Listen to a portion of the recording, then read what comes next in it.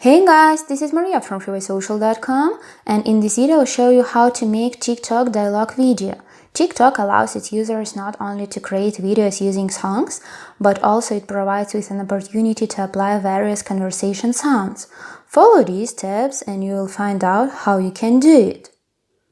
If you, while browsing on TikTok, find a dialogue video that you want to replicate, then you need to click on the sound title at the bottom. Once the sounds page opens, you can tap the Add to Favorites button in order to save a sound and use it in the future.